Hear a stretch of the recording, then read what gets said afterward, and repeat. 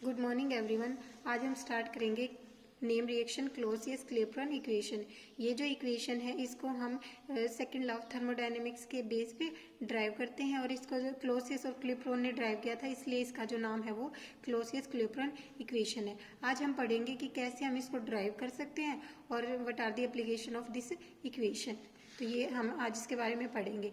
इसके अंदर हमारे पास क्या होता है, वन कंपोनेंट में टू फेज सिस्टम को शो किया गया है। वन कंपोनेंट एक ही कंपोनेंट हो लेकिन दो फेज को शो करे इक्विलिब्रियम पे। कैसे, जैसे मान लो हमने वाटर ले लिया, अब वाटर को हमने बॉईल करना स्टार्ट किया तो क्या होगा, वेपर बननी स्टार्ट हो जाएंगे।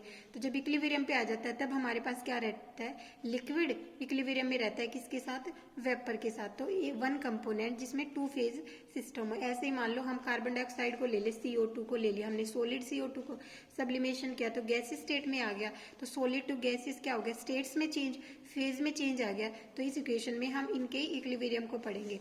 हमने किसी प्योर सब्सटेंस को कंसीडर किया है जिसमें phase 1 and phase 2 are in equilibrium. अब दोनों इक्विलिब्रियम में है तो क्या होगा, G1 हमारे पास है मोलर फ्री एनर्जी फेज 1 के लिए and G2 for phase 2 equilibrium पे होता है। तो अगर हम चेंज निकालना चाहें तो डेल G हमारे पास G2 माइनस G1 आ जाएगा। हमें पता है इक्विलिब्रियम पे जो डेल G होता है वो हमारा 0 होता है। तो यहाँ से G1 molar free energy of phase 1 is equal to molar free energy of phase 2। ये हमने मोलर फ्री एनर्जी को हमने इक्विलिब्रियम पे इक्वल मान लिया। अब हम बात करते हैं, अगर हमारे सिस्टम का टेम्परेचर चेंज हो रहा है T से T प्लस dt की तरफ और जो प्रेशर है वो चेंज हो रहा है P से P प्लस dP की तरफ, तब हम बोल रहे हैं जो DG1 होगा वो फ्री एनर्जी चेंज हो रहा है किसमें, फेज 1 में, और जो DG2 है वो हमारे पास फ्री एनर्जी चेंज है फॉर फेज 2 के लिए। इसलिए जो मोलर फ्री एनर्जी से अगर हम टोटल मोलर फ्री एनर्जी निकालना चाहिए सब्सटेंस की तो वो हमारे पास G1 प्लस DG1 हो जाएगा। DG1 जो फेज में चेंज हो रहा है, ऐसे ही फेज 2 के लिए हमारे पास ये आ गई। अब इक्विलिब्रियम पे हमारे पास क्या होगा, दोनों इक्वल आ जाएंगी। जैसे G1 is equal to G2 वैसे ही हमारे पास ये मोलर फ्री एनर्जी जो टोटल है वो एक दूसरे के इक्वल आ जाएंगी। अब हमने ये इक्वेशन पढ़ी है, जो G होता है वो V minus S T V D P minus S D T होता है। जो हमारे पास फ्री एनर्जी चेंज होता है वो हमारा होता है V D P minus S D T. अगर फेज 1 के लिए निकालना चाहे तो क्या होगा, G1 V1 S1 कर देंगे, DG1 is equal to V1 DP minus S1 DT। ऐसे ही फेज 2 के लिए DG2 is equal to V2 DP minus S2 DT। 1 and 2 की फॉर्म में हमने इसको लिख लिया। अब हमें पता है इक्विलिब्रियम पे हमारा G1 is equal to G2, तो हम इनको भी इक्वल पुट कर देंगे। DG1 is equal to DG2, ये हमारे पास change in free energy and change in phase 1 and 2 के लिए हम इनको इक्विलिब्रियम पे हमने ये पुट कर दिया। अब इनकी वैल्यू रखेंगे V1 DP minus S1 DT, ऐसे ही DG2 की वैल्यू हमने पुट कर दी। अब हमने क्या किया, S जो हमारे पास एंट्रोपी है उसको एक साइड लिख लिया और जो हमारा वॉल्यूम है उसको एक साइड लिख लिया। तो यहाँ से माइनस S1, इधर ये माइनस का S2 है तो ये आके S2 minus S1 into DT। अब हमने इधर से क्या किया, V1 इधर प्लस का उधर जाके minus V2 minus V1 DP, इस टाइप से लिख लिया। अब हमें पता है S2 माइनस S1 फ्री, ये तो हम इसको बोल सकते हैं चेंज इन एंट्रोपी। जो हमारे सिस्टम की एंट्रोपी है उसमें चेंज हो रहा है S2 से S1, तो इसको हम डेल S से डिनोट कर सकते हैं, डेल S इंटू DT। ऐसे ही जो V2 माइनस V1 है चेंज इन वॉल्यूम, उसको हम बोलेंगे डेल V DP, इस टाइप से। तो यहाँ से हम कह सकते हैं DP upon DT is equal to del S upon del V। ये डेल V इधर चला गया, DT यहाँ आ गया, तो ये हमारे पास इक्वेशन आ गई DP upon DT is equal to del S upon del V। अब हमें पता है जो डेल H होती है, एंथैल्पी होती है हमारे पास, वो लेटेंट हीट ऑफ ट्रांसफॉर्मेशन है एट टेम्परेचर के ऊपर। वो हीट है जो फेज को चेंज कर रही है, मान लो फेज 1 को फेज 2 में चेंज कर रही है, वो हमारे पास क्या है, डेल H। वो डेल H हम उसको बोल रहे हैं। अब हमें एंट्रोपी पता है, एंट्रोपी क्या होती है, ऐसे तो जैसे एंट्रोपी का हमने ये फॉर्मूला पढ़ा है, Q रिवर्सिबल बाई T। जो डिग्री ऑफ रेंडमनेस होता है वो हमारे पास Q रिवर्सिबल बाई T होता है। तो यहाँ से हम इसको ऐसे भी लिख सकते हैं, डेल H अपॉन T, जो हमारा डेल S होगा वो डेल H अपॉन में T हो जाएगा। तो अब इक्वेशन फर्स्ट हम डेल S की वैल्यू यहाँ पुट कर देंगे, तो ये DP by DT, del S हमारे पास डेल S है हमारे पास, वो है del H upon T, del H upon T, del V यहाँ पे है हमारे पास। तो इसी इक्वेशन को हम बोलेंगे क्लॉसियस-क्लैपेरॉन इक्वेशन। ये जो हमारे पास रिलेशन आया DP upon DT is equal to del H upon del V into T। ये जो रिलेशन है इसी को हम बोल रहे हैं क्लॉसियस क्लेपेरॉन इक्वेशन, और इसको हम अप्लाई कर सकते हैं वेपराइजेशन के लिए, सब्लिमेशन के लिए, जो अभी हमने एग्जांपल किया था। जैसे वाटर को हमने हीट करना स्टार्ट किया तो वो क्या होगा, वेपर में कन्वर्ट हो गया, तब हम इसको अप्लाई कर सकते हैं। CO2 को हमने सॉलिड से गैस से CO2 में कन्वर्ट किया, सब्लिमेशन कराया, जिसे हम कैम्फर का सब्लिमेशन कराते हैं उस टाइप से। तो इस इक्वेशन को हम यूज कहाँ कर सकते हैं, वेपराइजेशन में, सब्लिमेशन में। तो ये आती है हमारी क्लॉसियस क्लेपेरॉन इक्वेशन। अब हम अलग अलग केस के लिए इस इक्वेशन को ड्राइव करेंगे। जैसे अगर हमने मान लिया इक्विलिब्रियम हो रहा है, melting, equilibrium involving melting. Melting कैसे, solid liquid, solid and liquid are in equilibrium. Solid और लिक्विड इक्विलिब्रियम में कब होते हैं, अगर जैसे हम आइस की बात करें, आइस की टेम्परेचर राइज कर देंगे तो मेल्ट होना स्टार्ट हो जाएगा सॉलिड हमारा। अगर टेम्परेचर और लो कर देंगे तो क्या होगा, और मतलब ज़्यादा वो सॉलिड फॉर्म बनी स्टार्ट हो जाएगी। तो ये आइस हमारी क्या होगी, जहाँ पे हमारा सॉलिड, ये वाला जो केस होगा जहाँ पे हमारी आइस वो मेल्ट होना स्टार्ट हो रही है, सॉलिड से लिक्विड बन रहा है, इस इक्विलिब्रियम की हम बात करेंगे। अब हमने जो डेल एच है उसको बोल दिया डेल एच एफ, क्योंकि अब लेटेंट हीट ऑफ फ्यूजन बोल रहे हैं हम। पहले तो जैसे एंथैल्पी ऑफ ट्रांसफॉर्मेशन था, हमने इसको यहाँ बोला लेटेंट हीट ऑफ फ्यूजन। ऐसे टी को TF, the melting point, melting point के लिए हमने बोल दिया TF, मतलब टी के को रिप्लेस करके हम TF करेंगे, डेल एच को रिप्लेस करके डेल एच एफ। तो हमारी जो इक्वेशन सेकंड अभी आई है वो हो जाएगी dp/dt। पहले तो हमारे पास थी del H upon T del V, अब हो जाएगा del H F upon TF into del we.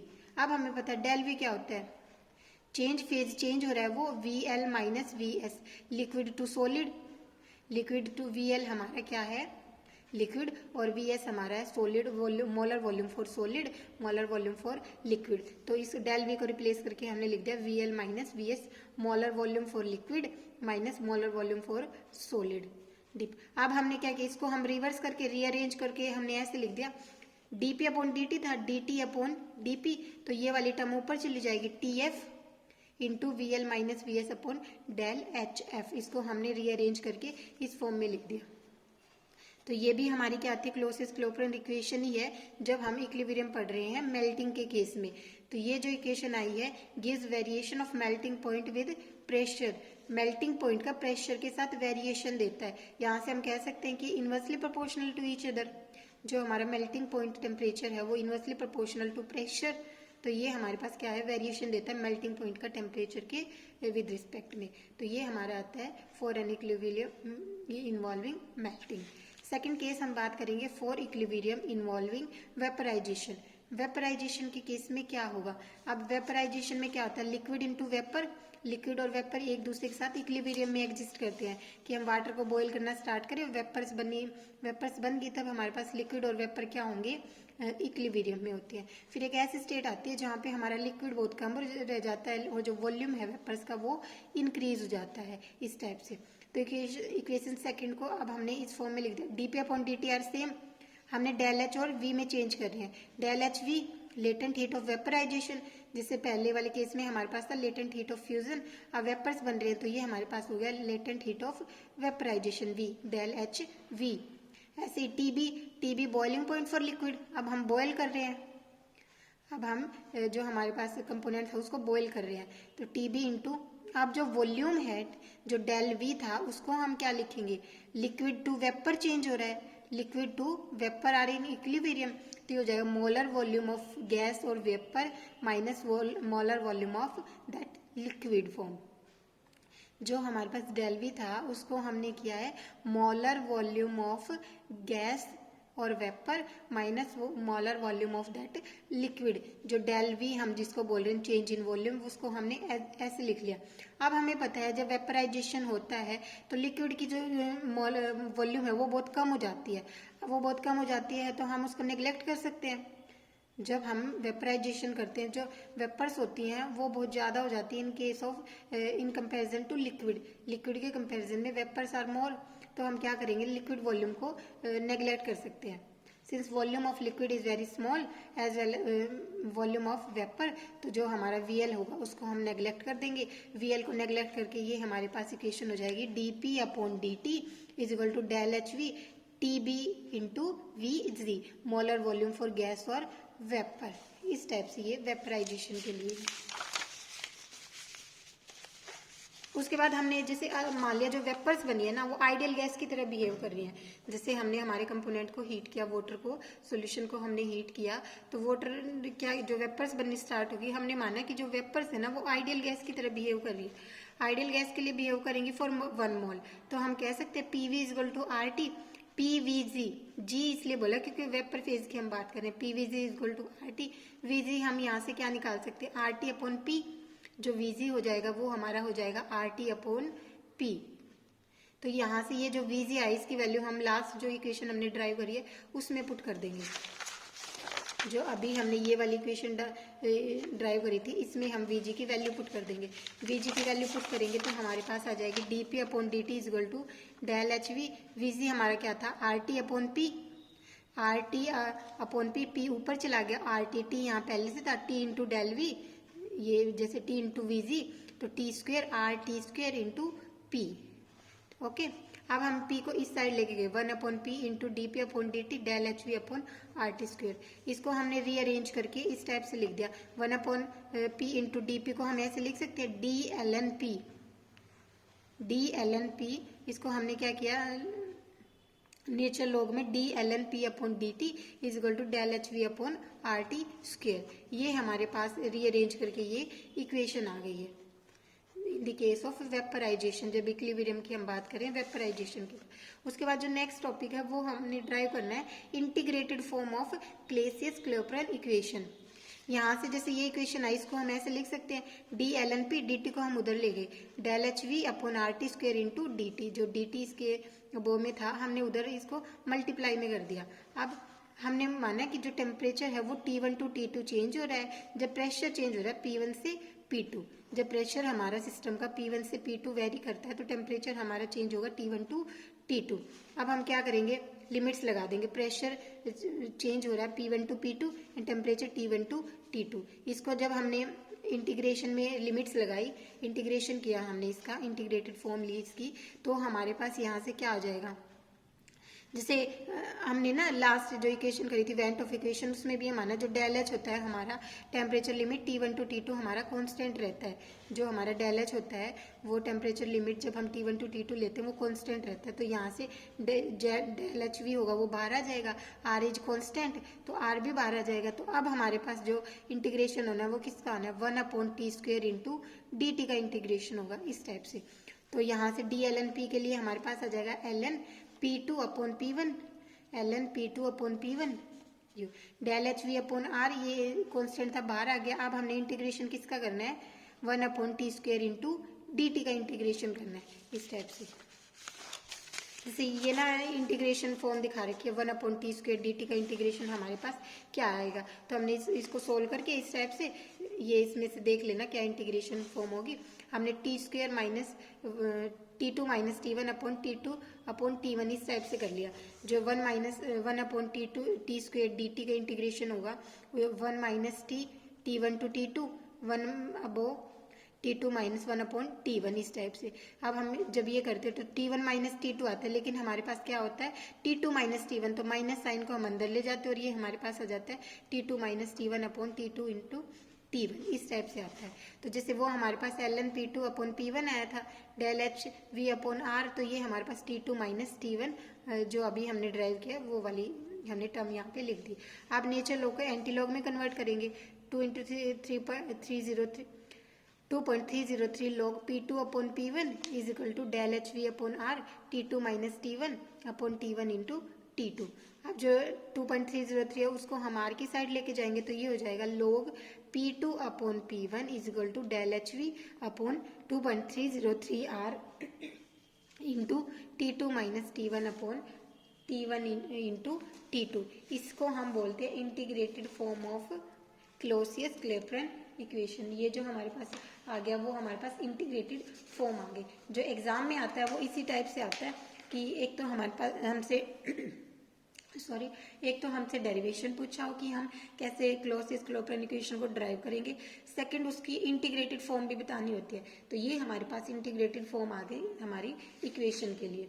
उसके बाद इसकी एप्लीकेशंस हैं, वो पॉइंट्स याद कर लेना कि कहाँ कहाँ पे हम इसको अप्लाई कर सकते हैं। फर्स्ट है calculation of molar heat of vaporization. First हमारे पास ये मोलर हीट ऑफ वेपराइजेशन के लिए अगर हमने कैलकुलेट करना है तो हम निकाल सकते हैं कि मान लो कोई भी हमने एक क्या लिया, इक्विलिब्रियम पे कंडीशन ले ली। फर्स्ट केस की बात करें, liquid and vapour are in equilibrium. Molar heat of vaporization जब हम निकालें तो हम बात करेंगे लिक्विड वेपर एक दूसरे के साथ इक्विलिब्रियम में। अगर हम बात करते हैं the vapour pressure of a liquid at temperature T1 and T2 and pressure P1 and P2 then the molar heat of vaporization can be calculating the value। हम क्या कर सकते हैं, T1 T2 जो अभी हमने इक्वेशन निकाली P1 P2 उन सब की वैल्यू पुट करके हम क्या निकाल सकते हैं, मोलर हीट ऑफ वेपराइजेशन। इसी टाइप से अगर हम बात करें हैं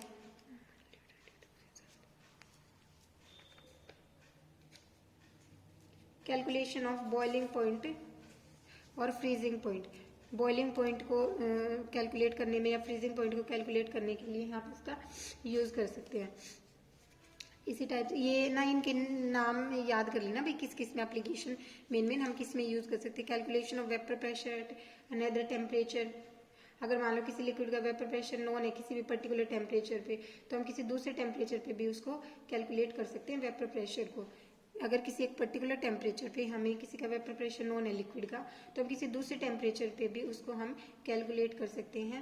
हमें क्या होना चाहिए, उसकी डेल एच वी पता होनी चाहिए, del H V molar heat of latent heat of vaporization हमें पता होनी चाहिए। इस टाइप से ये हमारे पास थर्ड है। और इसमें एक और पॉइंट होता है latent heat of fusion. Calculation of latent heat of fusion. जब सॉलिड और लिक्विड हमारे पास इक्विलिब्रियम में होते हैं तब हमारे पास जैसे आइस इनटू वाटर, जब आइस वाटर में कन्वर्ट होती है, हम जैसे मान लेते हैं P1 और P2 हमारा वेपर प्रेशर है, जब टेम्परेचर T1 और T2 है तो इनकी वैल्यू जो होगी हम क्लेसियस-क्लोपेन इक्वेशन में डाल के फिर हम हीट ऑफ फ्यूजन को कैलकुलेट कर सकते हैं। तो इस इक्वेशन से जो क्लोसियस-क्लोपेन इक्वेशन है उससे हम ये सारी चीज़ें ड्राइव कर सकते हैं। तो ये हमारा है क्लोसियस-क्लोपेन इक्वेशन। वैसे भी इम्पोर्टेंट है, सबको पता होनी चाहिए आगे के लिए। और अगर एग्जाम पॉइंट ऑफ व्यू से देखते हैं तब भी ये इक्वेशन हमारी इम्पोर्टेंट है। तो ये हमारी क्लेसियस-क्लोपेन इक्वेशन है, इसको पढ़ लेंगे।